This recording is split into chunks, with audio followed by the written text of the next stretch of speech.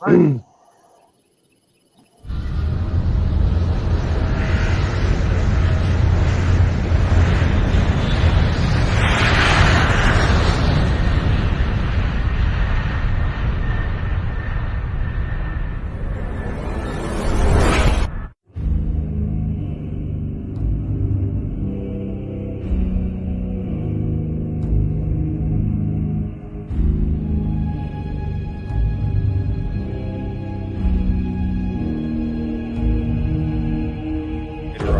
Welcome to the MNSpiritCast.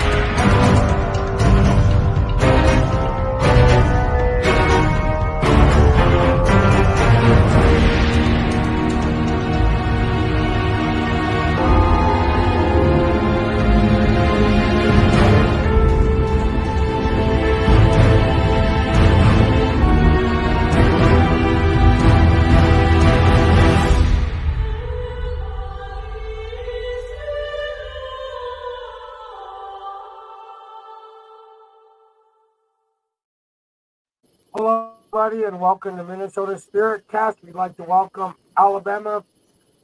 Southern Alabama Paranormal. Even I screwed it up. See? Welcome, guys. Welcome very much, guys, to MNSpiritCast. I'd like to welcome you guys onto the show. How have things been for you? Pretty good. Okay.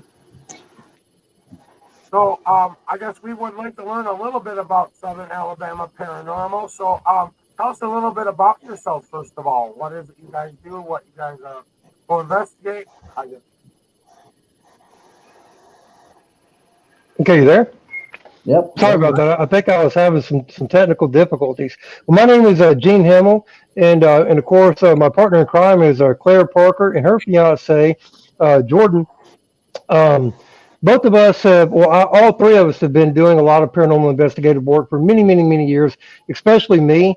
I started out over here in Mississippi, and it's really interesting how I met Claire. Claire, you want to tell them about that story? Well, the first time I met Gene, I was actually going to a haunt event over in Mississippi, and fictional haunt, by the way, not a paranormal haunt. Mm-hmm.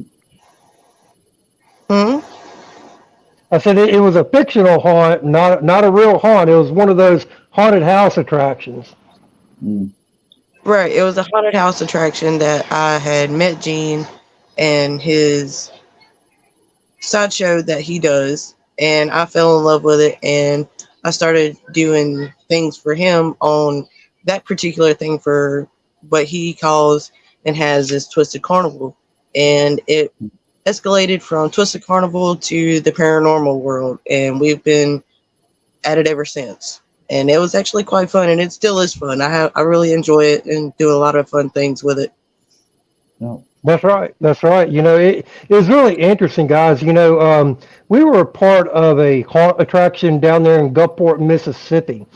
Twisted Carnival goes all over the place, from some parts of Florida, Texas, Louisiana, Alabama. We have been to a couple of events over there in Alabama a couple of years ago. But it, but when we were down there in Gulfport, we were at this haunted house attraction, and that's when I met, Claire and her fiance. And like I said, I introduced them to the paranormal stuff. They were really interested, already. They had already been doing, a couple of little investigations, here and there. And I said, well, if you want to kick it up a notch, follow me, Right. And so we all got together, and started doing a lot of great things, such as the Fairfield. I think it was the first investigation I took them on was the Fairfield investigation over there in Louisiana. Is that true, Claire? Was that the first one? Yes, I believe that was Yeah. the first one we went on, was the Fairfield in Louisiana, and that was actually really fun. That was a treat right Right. there. Yeah. So, Claire, can you talk a little bit about your experiences over there at Fairfield? Explain a little bit about what it was. Well, it was when we first got there. It was a large building, and it was like had been a bank, I believe, and a home for a doctor and his Hmm. practice, and we had a lot of different weird experience going on in there. Like for the for the most part, it's really dark and really muggy, but other than that, it was really good. And we got a lot of stuff in there off the instruments that we use, as far as the paranormal research instruments and Okay. equipment that Gene uses. It was different from what I normally would investigate. There's a lot of difference between like a residential investigation versus a historical investigation. Right. Yeah, I mean, guys, this building was massive. Okay, it's called the Fairfield. It's based over there in Louisiana, near Bossier City, if I remember correctly. It's around that area. But it used to be a bank. It used to have a doctor used to live in this building. He actually built the house onto the building at some point. It had a little mini insane asylum as well up there on the very top floor. I can't remember Yes. how many floors. I want to say it was like 4 or 5 floors to it, Oh wow. give or take. But I think it was like floors. yeah, I yeah. almost fell down the fifth floor going to the fourth floor, Well, and see, that was funny. and here's the thing about it. They somebody had already went through, started stealing, the copper and stuff like that. But when they, but you notice though that they had busted into some of the walls, and it's like there was staircases, and some of the walls just going up to what appeared to be nowhere.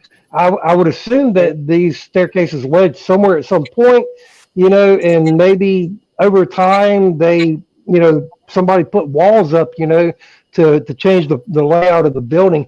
But still, Right. it was quite interesting. And one of the people that owns the property now was telling us that behind the building there used to be a school for boys. Of course, the building ain't there anymore because it had burnt down. But she said that a lot of the boys went missing, and she believed that she had heard and believed that they were buried on the property. And so Oh that's wow. when I I introduced. think we also did an investigation back there too, if I remember Yeah, correctly. we did. We A few other investigated all day right. Yeah, I because I definitely remember. remember doing that because Mhm. it was a lot different. We was out there till dark. Correct. From morning till dark, and we did it, the entire day to try to get as much, in Right. other words, to cover the ground as much as we could. But I'd introduced Jordan and Claire to the dowsing rods, and they were using the Oh dowsing rods out there. They were using K2 meters. Of course, they were using a voice recorder. They were using temp gauges as well. yeah. And I mean, they got, and we also used, a spirit box on top of that, and we Yeah. got a lot of good stuff off of all those devices. Claire, can you talk about some of the stuff that you got from the Fairfield investigation? Well, I know I remember when we were outside about the owner telling us about the boys being buried out in the back. I remember going out there with my fiance and I believe one other person that we had from another part of our team crew. And I was walking out there and my dowsing rods, started picking up on something. And I figured, Hmm. let's go ahead and do a spirit box reading with a K2 meter. And I started getting hits on it between the green and the yellow. But Hmm. when the spirit box was turned on, you could hear a few things as if it was small boys or, maybe I guess you would say like teenage boys or something in that particular area. And it was just, you could just feel the pain and the sorrow and the fear that these children had from being, at this place. It was Hmm. definitely different. It was more kind of like a dread of being there. Right. Mm-hmm. And see, and there was one part of this building, guys, that think of Freddy Krueger, right? You know, everybody loves the classic. You know, I'm not talking about the new garbage. I'm talking about the original, the classic stuff, right? And you know, and you remember the bowling, the boiler room scene and all that. Well, there was something like that in this building as well, and you had to climb up this ladder, okay? And there was, you know, this ladder went, you know, it was really, really high, and you had to climb all the way up there, and there was like this little, I don't even know what you would call it, but it was like a little room off to the side. But the only way to get to it is that you had to climb up the ladder. Well, when we did that, well, I say we, it was another guy that was with us. When he did that, he came rushing out of there, slid down the daggum ladder.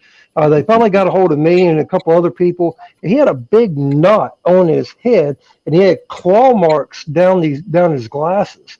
And I was like, "What in the world happened to you, man?" And he said that he took a picture right before he got hit. And I said, "Well, let's get it off the picture. I mean, let's get it off your camera and let's take a look at it." And you could actually see a face. I mean, it was plain as day. You could see this demonic looking face. I mean, I don't know if it was a demon or not. I don't know if it was just a ticked off spirit. I feel like it was just a ticked off spirit that just didn't want anybody there. That's the way I felt. But you definitely, it would definitely follow you, you know, wherever you went, you know, for the most part. But that was you know, pretty cool, and it sent some chills up and down my spine for sure. Right. Yeah, I've been scared that. And that was also like the vault too. When we went into the vault, even though this place was stifling hot, Mm-hmm.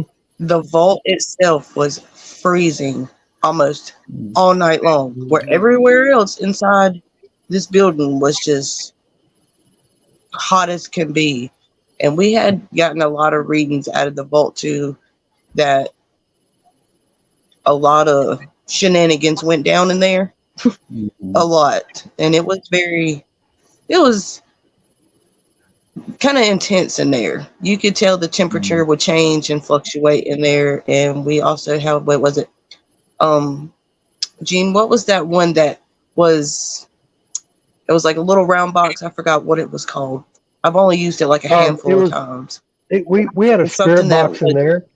Yeah, we had a spirit box in there, and we were getting a lot of really good information off of that. You know, like for example, it was wanting us to go now. For those that are just tuning in, etc., we're talking about a bank vault. Okay, imagine going inside of a bank vault, guys. You know, the big freaking doors and all that. You know, and you got all the little boxes there. Well, it was telling us to go to a certain number.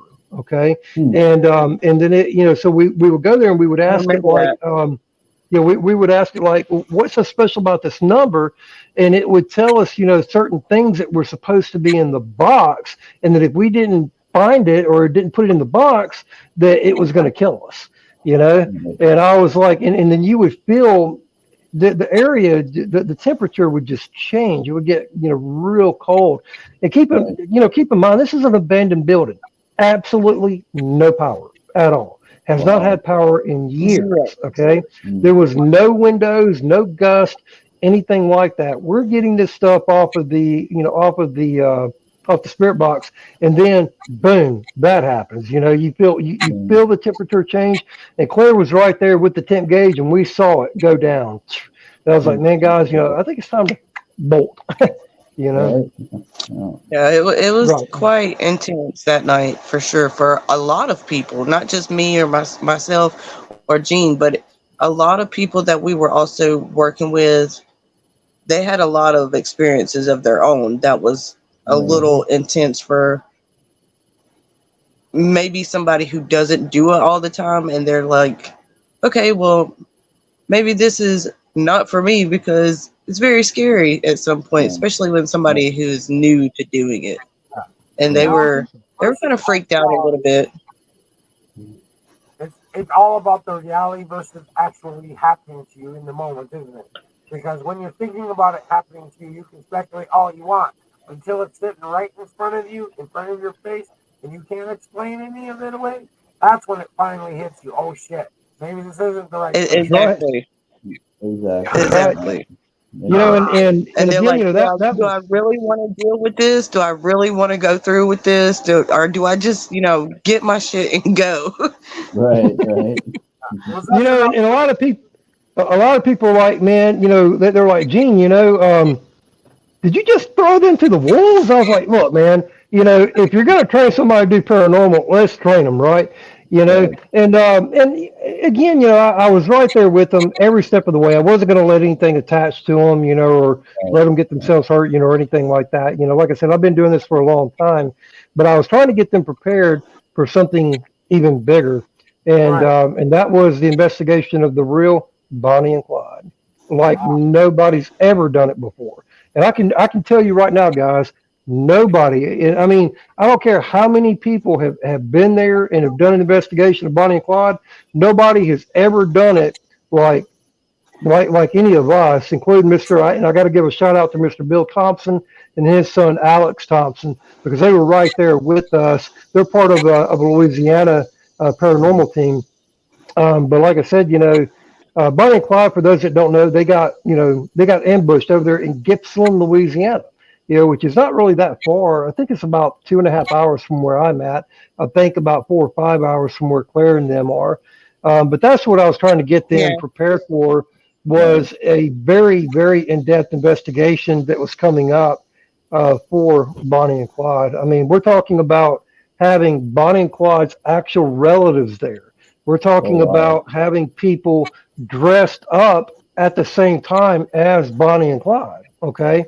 So, You know, and do what? I was just saying, so multiple trigger objects there, a lot of Right. connection to the past. Yeah. No. Right. And not only that, you know, we were doing 2 investigations in one night. That means we were investigating the old Cansville Cafe, which is now the Bonnie and Clyde Ambush Museum. That's where Bonnie and Clyde stopped and got their last meal. Mr. Clyde went in there and got some sandwiches, brought them back out there to Bonnie. Bonnie, for the most part, most people don't realize this, but Bonnie Parker couldn't walk by this point. I mean, she was pretty much almost dead. She had a lot of infection in her body by this point. Another story for another day, right? But you know, but they went up the road and took a right, and that's when they got ambushed right up that road. But we had a team going over there to the ambush site, and we had another team over there at the museum. And then after a couple of hours, then we would swap the teams, and then we would all come back and discuss it. But the really cool thing, though, is that by having Bonnie and Clyde's relatives there, they were able to teach the younger generation the true story of Bonnie and Clyde. Because a lot of the younger generation, they just learn about Bonnie and Clyde from what they see on TV. You know, I think Claire and Jordan, I think they learned a lot. You know, whenever they were out there. Oh, yeah. We definitely learned a lot about, especially more in depth. I mean, I have known about the Bonnie and Clyde story and a lot of facts about it, but not as many facts as I learned the night that we were there when we done the investigation inside the cafe. Because we stayed at the cafe that night and the museum, and we ran our investigation there. If I'm not mistaken, I think Alex was there with us, and then we wound up switching out, and we swapped teams going to the ambush site and back to the cafe. But it was, you could definitely feel the energy of their presence, or or somebody's presence there, but it was definitely different. Oh yeah, compared to things. So when you guys get into your investigating style, do you like to do a little bit of the research first and then go into a location, or do you like going in kind of blind and then finding out information after the fact? What's kind of your guys' right? Well, guys, like when I go into a paranormal investigation, I don't try to confuse that with a mediumship. Okay. And it's very important not to confuse that with mediumship. I think it's important that you know what you're getting yourself into. It's kind of like, think of it like you're investigating a fire, right? You're going to research the property. You're going to find out who owns it. A little bit of the history about the building. When was it built? Did it have any electrical problems? Et cetera. And you're going to try to, like me, I try to investigate it. like somebody would, doing a fire investigation. So we're Right. going to go in there, we're going to start seeing things, and then we try to see where the focal point, resides at. Now, when it comes to, some paranormal investigators like to use mediumships. Some people don't. I call them mediumships. Some people call them mediums, psychic mediums, etc. Right. But I have several really good. Do what now? I said, I'm a medium. Do what? Oh, cool. So you know what I'm talking about then. So when it comes to a psychic medium, I don't want them knowing anything, about Right. it. I want them, I'll bring a psychic medium, in sometimes 2 or 3. In fact, at Bonnie and Clyde, we had 2.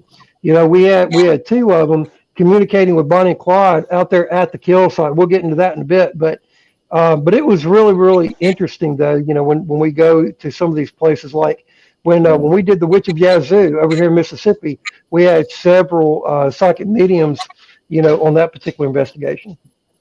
Nice. Cool. I'm on a podcast. Sorry, that was my wife, real quick. Alright, no worries. Okay. So, as far as the investigating style, going in there with a full picture, making sure you as an investigator know what's going on, and then adding the mediumship on top of it to be your validation point for what they get through their intuitions and thoughts and feelings. Right. So you get the visual evidence, and you get the other side of the coin, which is the non-visible evidence, Right. Yeah. It's very interesting, guys, because, mediums, can bring, real mediums, can bring a really good aspect, to that. And, I have been around, some that they're just not true mediums, Right. they, I have because seen again, it. It makes a big difference. Or not. Right, and one of the ways that I know is because I've researched the history. You see what I'm saying? To the place, and so if they're telling me things that no, that's impossible. Then That don't make right, sense. and it took me a while to to get my peeps, per se, there's several that I like to work with, that I trust. I trust their skill sets, and their gifts and stuff like that. Right. You have any questions, Casey? Claire, if you want, I've got to take a 30-second break. I am so sorry, guys. Like I said, we are trying to prepare for Twisted Carnival's haunt season. It'll be one of our biggest. But Claire, if you can talk about some of the mediums that you worked with and some of your experiences, I'll be right back. Okay. Okay. Well, I have worked with a few mediums. When I first started paranormal, I started out when I lived in California, and I went with this group that I went in as an investigator for. It was called Psychic Paranormal Research out of California, and we had a medium or somebody who claimed to be a medium, and she would go in and she wouldn't give us no information. She wouldn't give us no research or anything about the place. She would just go to these places and just, give information that we couldn't even, validate. It wasn't like, do you really know the research or the history of this place? But now, as far as what I encountered, there was a few things there that I could not explain for myself. And I have another friend who also lives out there now, who was there at the time also as an investigator, learning and training as an investigator. And she can validate what we heard. And it was only 4 of us. And what we heard was not any of us who were talking at the time, because we were all silent. We were just listening, to see if anything was to manifest itself or come about or anything like that.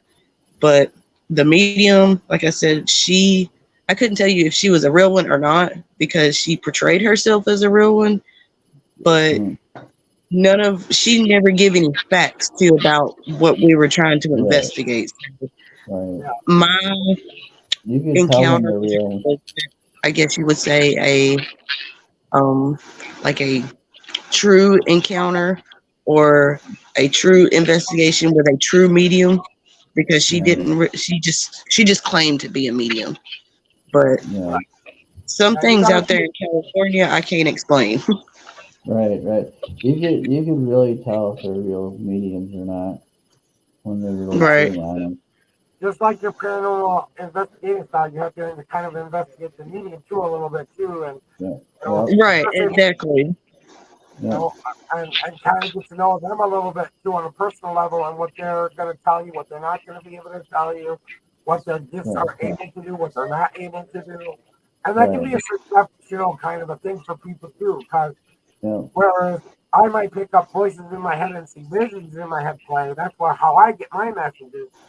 There's no way for me to prove that what I'm seeing is real unless you have that extra validation of the history on top of it. And if I'm being proven wrong, then I have to question my own skills there myself. So, myself, someone who's just learning how to go. Okay, guys, sorry about that. I'm back. Greatest ability to do it, or haven't tried it before, but that's me. Just like I'm an amateur, going on investigations with it, but I've used it through other means of communicating with spirit in other ways throughout like 25 years. But the only people who can validate that are people who come to me with their stories or things that they wanted me to find out. So right. No. Yeah, Absolutely. I'm an empath, so I'm not a psychic, but I have some of the abilities that they have that, and I'm different than them. I can remote read locations, and almost 90% of the time I'm correct, but there are times where I'm not, and no medium or empath is, not always correct. So tell me, guys, what is like the most interesting paranormal investigation that you all have been on? Well, personally, for me, my only investigation, I've only had 2 investigations so far, but the last one I was just at was in a cemetery in St. Paul, and we sat down with one of the gravestones where I was kind of getting tired because I'm a little bit mobilely challenged. So I was sitting down on one of the benches that someone had created for people to sit on and visit with them, when they come, their loved ones come visit. And I was feeling a connection between that spirit, And then I sat down and I was just starting to talk to someone there and say, "Hey, you want to come out and talk to us for a little bit?" And then he pulled out some of the equipment, like the REM pod and the other things and stuff like that. And it was going off for about an hour, about 45 minutes to an hour. It was communicating very back and forth with me very effectively through multiple different kinds of equipment. So there was no way that one of them could be going off at once. And it was a very exciting time for me. People were looking at this, but it was also kind of validation for me because it was my first official time actually getting a response that wasn't in my head.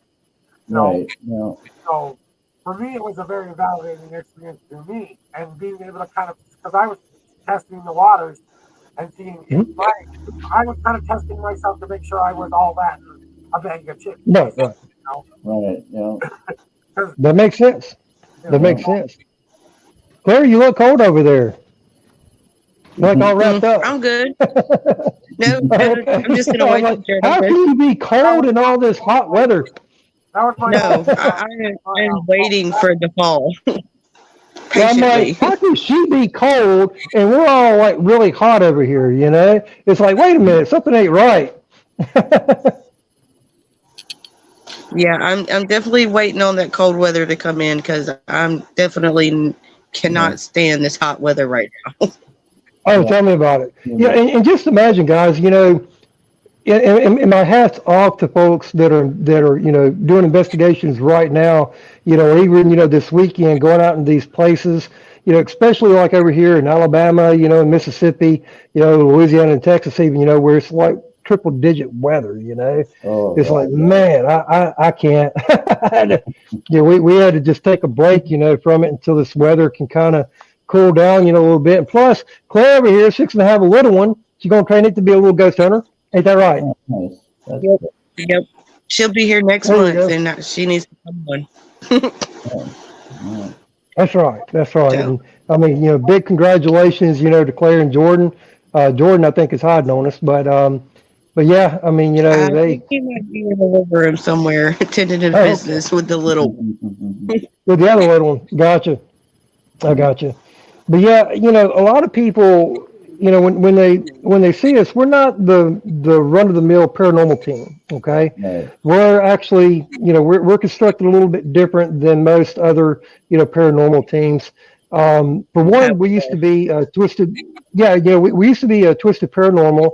And I had a business partner. I owned actually a production studio, and we closed that down. And I bought the rights to it all and switched it over to Twisted Expeditions. But in the meantime, before I did all that, we had closed Twisted Paranormal down, and we had separated everybody out into different teams, respective of their states.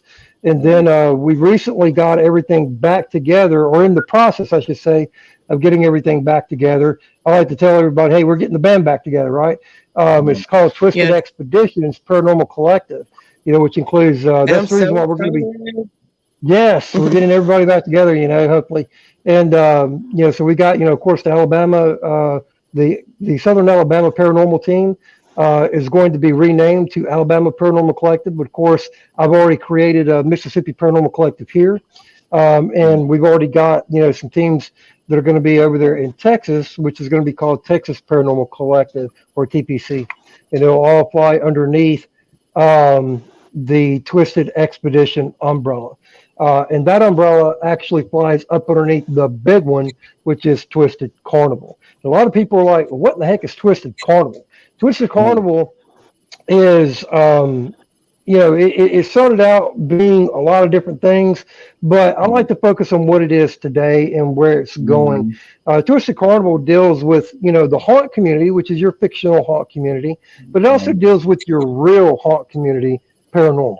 You see what I'm saying? It's got And there's kind of a blend, there. So, like, for example, we're doing a paranormal investigation over there in Texas, but it's called the Twisted Carnival Ball.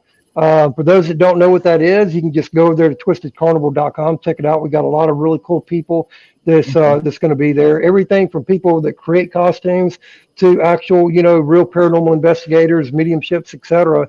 And right after the event is over, we're all going to investigate the OP Powerhouse, which is a really, really cool place to do. In fact, I am actually an IMDb movie director for Amazon Prime. And I shot a movie called The Rotten One, which was it's a documentary based on that property. So it's really cool. It's up there. I'll put it that way. There's a entity that haunts that property, and it's called the Boss Man. No. What? No, it I wasn't. said he nice was at not all. so nice. But yeah, He was that's what definitely Twisted nice Carnival before. is, in a nutshell. And it usually takes us about 6 or 7 months, to get prepared for it, because, like this year we're adding a whole nother circus tent. We're building circus wagons, for it. And everybody's going to have a great time. We're bringing gaming tournaments with real championship. This is a 24 karat gold belt, guys, is what this is. I had this belt custom made right there. So somebody is going to get an opportunity when they come out there to the Twisted Carnival Ball or any of the Twisted Carnival events. They'll get an opportunity to actually win a chance to get their photos taken with this, along with the cash prize and other prizes as well. I wish I could give them the belt, but that belt's over $2,000, so I can't do that. But, yeah, right. But like I said, it's no, but it's a conversation starter as well, because a lot of people, we like to display real paranormal equipment, and we talk to a lot of people, about real paranormal as well. So we try to offer things for the haunt community and also for the paranormal community. That's the reason why I was saying we're not your typical group. We're a lot more than than just paranormal. Well, it's interesting. Yes. Not only include the fantasy element, but the actual real life element to it. Because that's kind of what we're all really hoping to find. That one scary movie that actually is true, that we're walking into that real haunted house and finding exactly the movie style kind of paranormal activity we think we're going to find every time, when it's more like 4 hours of some voice going off for 5 seconds and then you're done, So, we're always searching for that movie kind of a style, kind of a haunt that will just prove everything out of the water, The real Absolutely. Yeah. kind of a thing. And that, and that's what we like about, the OP Powerhouse guys, because it is a massive house. I mean, it really is. Dr. Heidi Hoke actually lives in this house. Great lady. She makes a lot of custom, my mind's going a little blank here, but she makes a lot of custom painkillers and stuff like that, and it actually works. I mean, I used to be a big non-believer, actually, that, but I was over there filming, for the documentary, the Rotten one, and I threw my arm. I was like, man, yeah, I couldn't even lift this arm up. And she said, hold on, Gene, I got just the thing for you. So she ran in, created something, came back out, and it was some sort of liquid. It smelled kind of like, it had like a menthol smell to it. She said, now rub that in right there, and I did, and the pain was almost gone instantaneously. I was like, holy crap, so I've been a big believer of her work for a long time. Yeah, remedies, yeah. She also she's got her own coffee line, she's got her own tea line, and she also is the lead investigator for her own paranormal group called Penny Paranormal. So we're very thrilled, to team up, with her. She's going to be leading up the Texas Paranormal Collective chapter as well too. So like I said, we're just super excited, to be a part of all of it. And for those that don't know, the OP Powerhouse, it's got its own little interesting story. Basically it's a really small town called Mineola, Texas. It was basically built, out of the railroad days, and there was a guy, that was, he was vicious. I mean, he was a very vicious guy. They would have the prisoners and stuff, they would take them out there, and the prisoners was what built the railroad, for this town. And so he would basically sit there and abuse them, kill them, and bury them on the sides of the railroad. All right. Now, where that happened at is definitely a pretty good ways away from the OP Powerhouse, which is where we feel like that he is haunting, to this day. So we think that there's something that belonged to him that there's an attach that he's attached to, that is somewhere on that property. That's what we think. Yeah, some spirits attach to properties or items or land. So I think that's what is going on over at Fairfield, is that, something something is spiritually attached over there, in my opinion. I really do think that. Right. I agree 100%. I mean, I can't, guys, we had proof of shadows. We had proof of, like I was saying earlier about the little face. We had tons of K2 hit with no contamination whatsoever. Lots of really great evidence off the K2 and off of the thermal meter that we were using, and also just the personal feelings that you get as well. We documented all of that, and it was just, like I said, it was insane. We had because we had big generators and stuff like that. We literally, guys, I mean, we went big with this. We brought in a 3,500 watt generator. We went playing. Wow. Yeah, we brought in a 3,500 watt generator. We ran 4K night vision cameras throughout that building. We went all out, because we knew that we only had one day, to get we this had right. one shot and one day to get something. Right. And we pretty much spent the night there that night. Mm-hmm. And we spent the day and we spent the night. Right. Yes. Yeah, I mean, we had people running out and everything. It was great. What were you saying, Joshua? Sorry if I seen my foot. No, it's okay. You guys are sharing a lot of wonderful information. Easy, because I don't have to ask a whole lot of questions with my growly voice, but I was wondering, what are your favorite pieces of equipment to work with? What gives you the best evidence most often than not for you guys? And thank you, Joshua, for asking that question.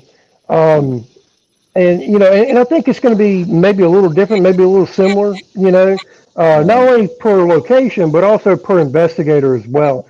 So for me, basically, it just really depends on where I'm at. I mean, I may be in an area where I get no K2, but yet they're liking that spirit box, right? Or it may be Yep. completely reversed, or I may not get anything, but I may get something other, on a recording, like on an audio recording. Yep. So it just really depends, on where you're at, for the most part, and what that entity, is more comfortable with communicating with. Right. Yeah. And that actually happened when I did recently. I had a private home investigation. None of our equipment went off. None of our equipment went off, and all I got was video and one shadow that I caught on my camera. That was it. Right. But Wow. none of our equipment went off, which was Right. Right. Because So, I know You want now? I was just going to say, because I know it can vary from place to place and location to location, depending on what spirit, because some spirits don't even know what an electronic device is. They don't know it's going to light up and make sounds or anything like that. You have to kind of introduce that to them. Even if they've had 1,000 people come through there before using the same damn thing, they might not have been around during the time that they explained it to you. Right. It's just a normal human being learning how to use a new toy for the first time. Until you show them how it works, they're not exactly sure how it works. So you might not be getting the evidence you want because they don't know how to interact with it correctly. So, so it can be everything. I'm more comfortable with sounds. I'm more comfortable with hearing my voice. It just might be what the power they have and manifesting ability they have at the time. So and some people, like to go old school and not use all the high tech stuff, right? They like to use the pendulums. They like to use, the dowsing rods. They like to use, some people, call it water scrying. For those and that may be new to some of the listeners, I'm not sure, but water scrying, folks, is where you look into a pail of water. It's kind of like looking into a crystal ball, and it takes some time and some skill, to really get focused, in the mindset. I think Josh may know what I'm talking about there, and Casey. But Scott, I do know some people that do that. For me, I know how to do it, but it just takes me too long to do something like that.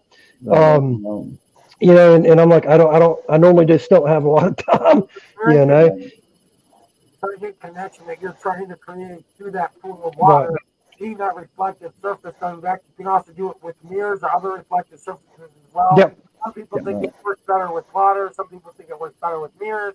It's subjective like it is with spirits, depending on what one they want to interact better with. But you've been thing forever. Right, and also you like to use. We lost Claire. She'll come back. I also like to use the cigarette trick. And we actually had this on video, and it's where we were at what's called the Gates of Hell, over there in Sortasha, Mississippi, and it's a clash of you got a clash of 1800s, you got a clash of Indians and just a lot of different groups of people from that time period that don't get along very well, and so but we had put a cigarette, we popped it up and we lit it, and we would ask some questions, and we would ask it, for yes, take a puff. If no, leave it alone.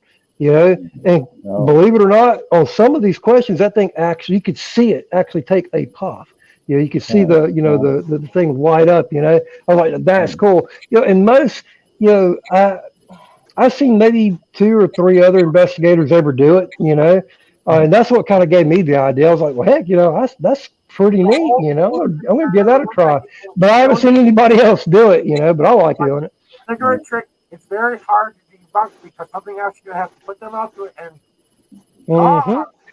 see, and that's what I like doing, And Claire's the same way. We like to create, ways and do things to the point where there's just no dispute about it. It is what it is, Absolutely. There's just no way to explain it. Right. Is that what your way of bending off the skeptics of the world, or is that your just way of increasing your understanding of the paranormal yourself?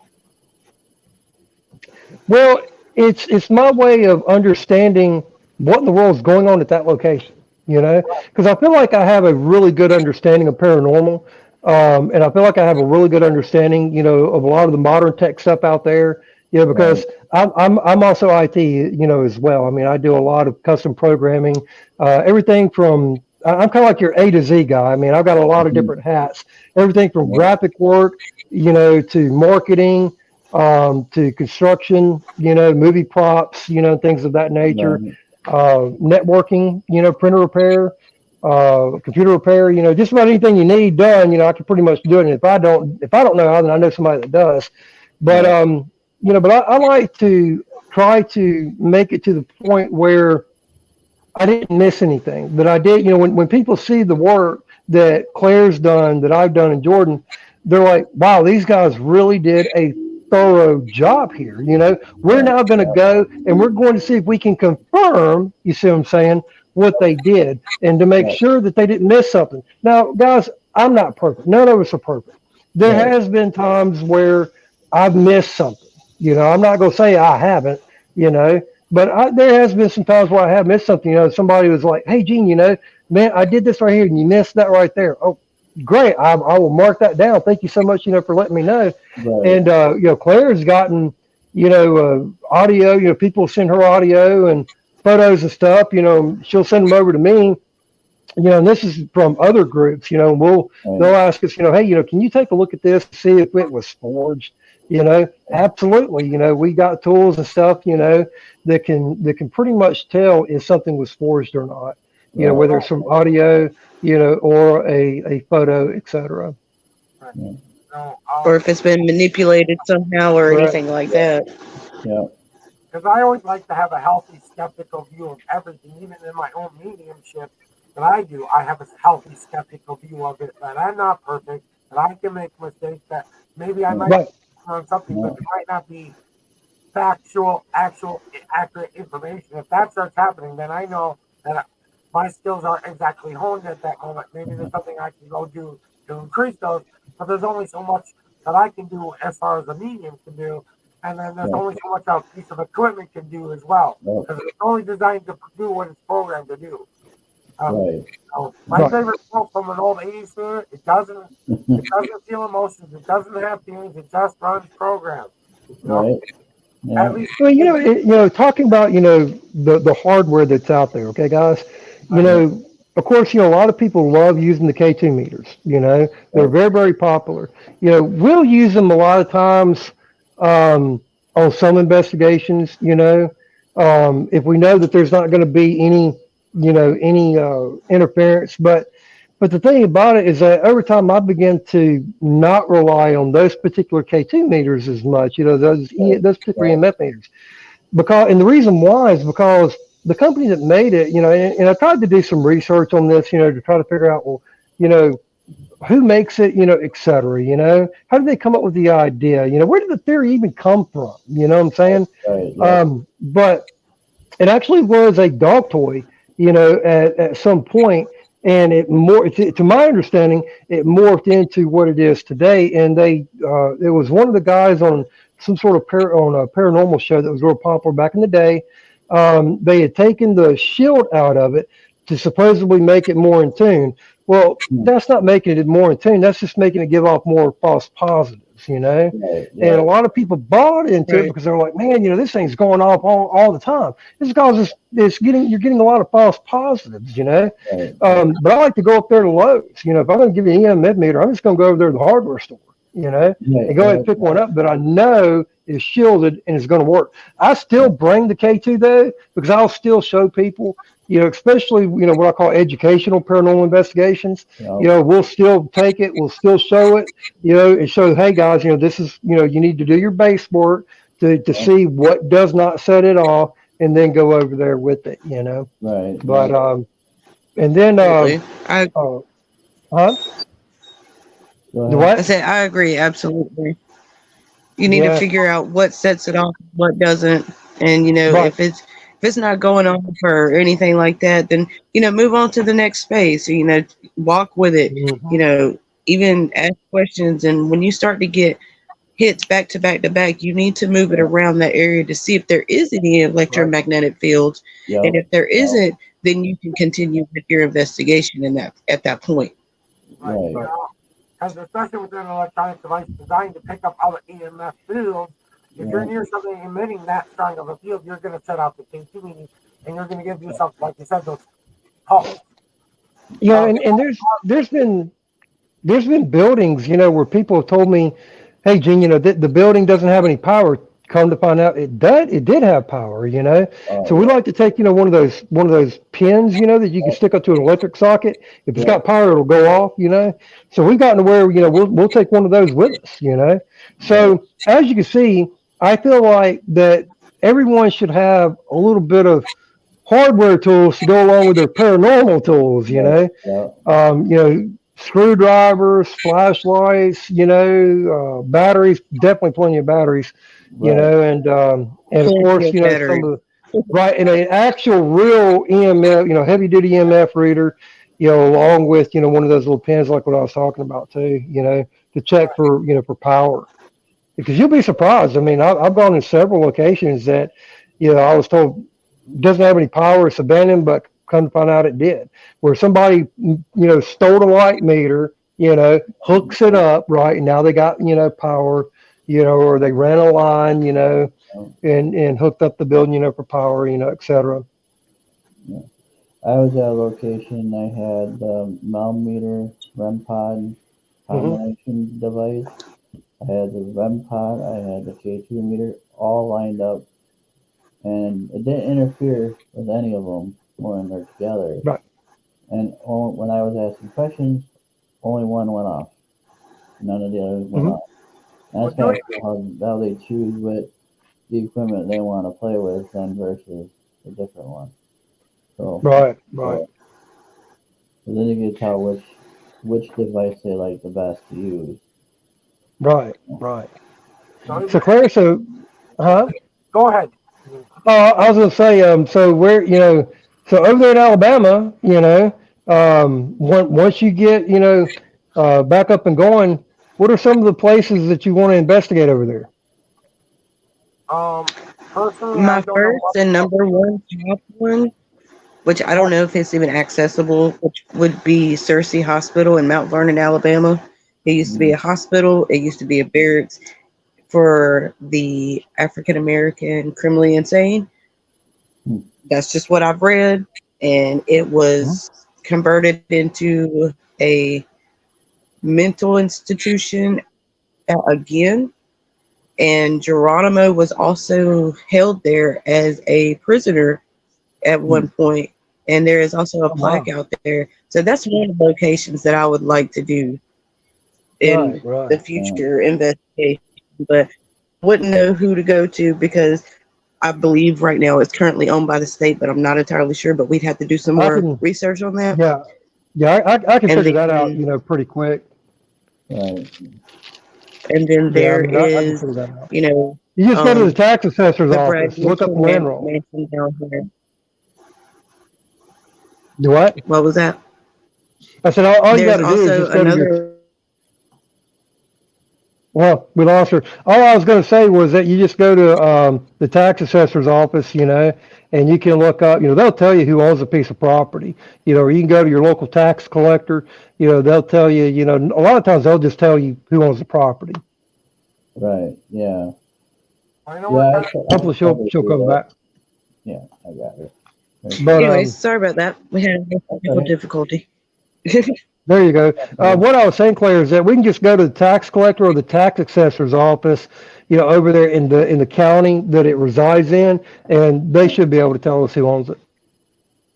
Cool. Right. And there's another one I know that is accessible through Mobile, that is downtown Mobile, and it's called the Bragg Mitchell Mansion.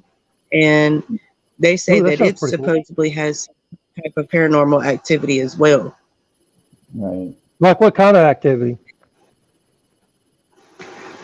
They said, from what I understand from not the facts, but the story or the information that I've gathered, that the person who owned it, the Bragg Mitchell family, there was supposedly a murder in there and they never got it solved about somebody being pushed down the stairs. And they say that there is also the lady of the house who also has been seen walking through the corridors and stuff like that, going to rooms and pulling back the covers. Well, we lost her again. Sounds like our type of place, right? Right?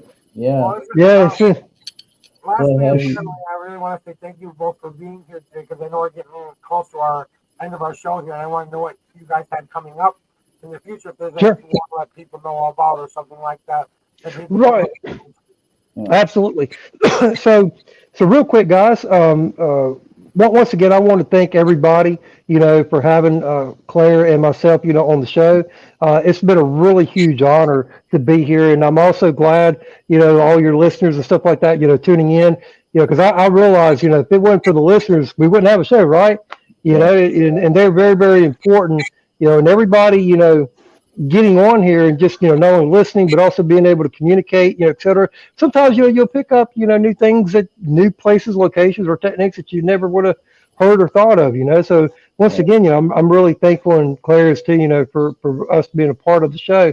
So getting into what we have coming up is really awesome. We're completely booked in October with the Twisted Carnival stuff, and again, we like to team up with not only with fictional, haunts, but also with real haunts as well.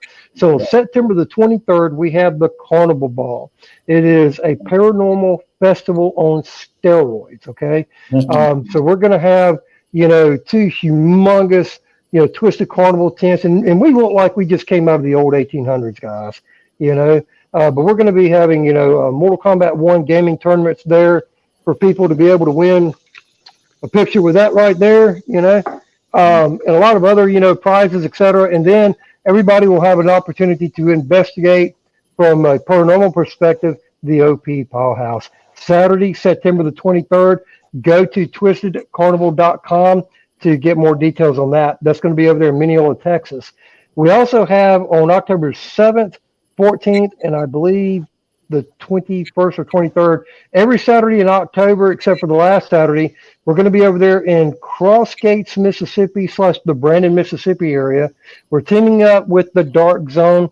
That's going to be a fictional haunt. However, we are, educating people on true paranormal. We'll have all that literature, devices right there at the booth. And once again, the belt, we will have, the gaming tournaments, etc.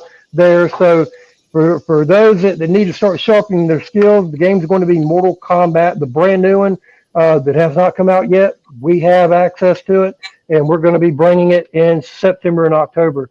The other one is going to be over there at Wild Country ATV Park. Oh my gosh, this is crazy. This is a crazy event. We're going to have monster trucks there, guys. We're going to have ATVs and all of that there as well. Of course, Twisted Carnival is a special guest. We'll have a lot of paranormal literature, things of that nature. And hey, they're wanting to talk about Bigfoot, so it's a perfect place, to catching, because I'm like, hey, we're talking about places that have never really been investigated for Bigfoot, so what better place to do that than some of your ATV parks, right? So that's so that's going to be a really good, thing to get into, and we're going to be, showing some people, some of that stuff, as well while we're out there. So like I said, that's going to be the very last Saturday. Then we're going to take a little bit of a break. I think, Claire, you're due in September, correct? Yes, at the end of September. Oh, gotcha. So as soon as Claire, gets situated and everything, we'll probably, start back up, doing the research and looking at some of the places that she talked about, probably around February of 2024. I got some cool locations in Wisconsin you guys can come check out sometime too. Oh, cool. I appreciate that. Yeah. Absolutely. Have you guys ever had your names called at any location? Have any what now? Names called? I have. Yes. No. A lot. We were over there at what? I have had my name called when I was in California, and I was doing a paranormal investigation at what they call the Rose Cemetery, and I think it's in Sacramento, or maybe a little bit before Sacramento. And over there, they know me as Claire. Well, my first name is also Jordan, and when I was walking through the cemetery using a spirit box, I never mentioned my name, Jordan. Everybody knew me as Claire. Well, on that spirit box, a spirit or entity, whatever you may want to categorize it as, called my name Jordan, and it wound up calling me a bitch. And I was like, okay. And I looked at the people on my team at that point, and they looked at me and was like, who was Jordan? I was like, my name is Jordan. They even told me, well, we didn't know your name was Jordan. So nobody on my team knew that my name was Jordan legally. Wow. And that's my first name because I went by my second name. Right. As Claire. So that was definitely one of the weirdest experiences with a spirit box, for sure. Cool. Well, like, I don't know if Casey has any other questions he wants to ask before we say goodbye to you guys or anything like that. But I don't know how we end these things, so I'm kind of like I said, going on the fly a little bit because I kind of entered into the fray at last minute, kind of subbing for Marcus who couldn't be here because of the electrical storms up in Mora. So I couldn't be here today. So just want to say thank you very much on behalf of Minnesota Spirit Cast and the Minnesota Spirit Hunters for being here. It was our honor as much as it was for you. Greatly appreciate you sharing about your team and locations and stuff like that. And go check them out on Twisted on paranormal.com. Or was it again one more time so they get it right? TwistedCarnival.com. Twisted Carnival, sorry. .com. So go check them out on that, guys. And we'll see you next week with our next location, which I don't know which it's going to be quite yet. Did you know, Casey? I have no more questions at all. Well, look, guys, look, if you ever need to cover Mississippi, Louisiana, and Texas, hit us back up. We cover all those areas too. All right, sounds good. Absolutely. Appreciate it, guys. Thank you so much for having us. Welcome. Thank you. Bye. Bye-bye. Thank you for having us. See you next week. Okay, Thank bye-bye. you for coming. Yep. Bye-bye.